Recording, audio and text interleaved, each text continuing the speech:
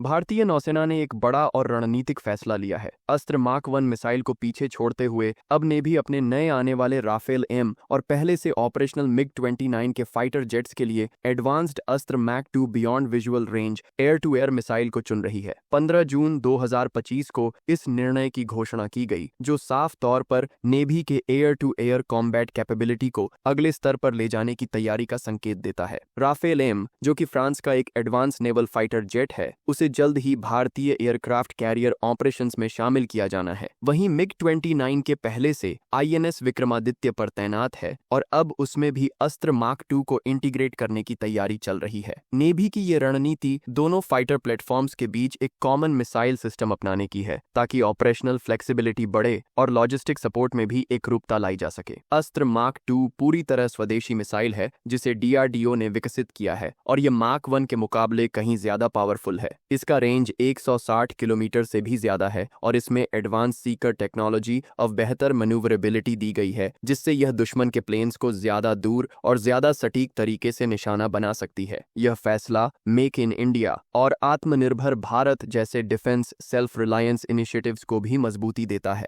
Arrow India 2025 के दौरान एक मिग-29 के को अस्त्र मार्क 2 के साथ प्रदर्शित किया गया था, जो यह दिखाता है कि इसका इंटीग्रेशन अब काफी आगे बढ़ चुका है। हालांकि मिसाइल की फुल फायरिंग टेस्टिंग अभी करीब 1 साल दूर है, लेकिन इसके इंटीग्रेशन की प्रक्रिया तेजी से चल रही है। डीआरडीओ और इंडियन नेवी मिलकर इसे राफेल एम और मिग-29 के फायर कंट्रोल सिस्टम्स और एवियोनिक्स के साथ सिंक कर रहे हैं। राफेल एम में पहले से ही थेल्स का एडवांस ईएसए रडार लगा है, जो अस्त्र मार्क 2 की कैपेबिलिटीज को पूरी तरह यूटिलाइज कर सकता है। दूसरी ओर मिग-29 के सिस्टम को भी अपग्रेड किया जा रहा है, ताकि वह अस्त्र मार्क 2 को पूरी तरह सपोर्ट कर सके। आशा की जा रही है कि अगर सभी टेस्टिंग सफल होती हैं, तो 2026 के मिड तक अस्त्र मार्क 2 को ऑपरेशनल तौर पर इस्तेमाल में लाया जा सकता है। नेवी ने अस्त्र मार्क 1 को हटाकर मार्क 2 को चुनने का जो फैसला लिया है, वह यह दिखाता है कि भारत अब केवल अपनी जरूरतों को नहीं, बल्कि भविष्य के खतरों को भी ध्यान में रखते हुए फैसले ले रहा है। पाकिस्तान की PL-15 और चीन की PL-17 जैसी long range air to air missiles को देखते हुए अस्त्र मार्क 2 का इंडक्शन भारतीय नौसेना को एक स्ट्रेटेजिक एज देता है। यह भी उल्लेखनीय है कि अस्त्र मार्क 2 का गाइडेंस सिस्टम और मिड कोर्स अपडेट कैपेबिलिटी इसे दुश्मन की जैमिंग अटेम्प्ट से भी बचाने में मदद करता है। इसकी हाई स्पीड प्रोपल्शन सिस्टम और टर्मिनल फेज एजिलिटी इसे एक लीथल वेपन बनाते हैं, खासकर जब इसे राफेल जैसे फाइटर पर तैनात किया जाए। भारत की इस इंडिजिनस BBR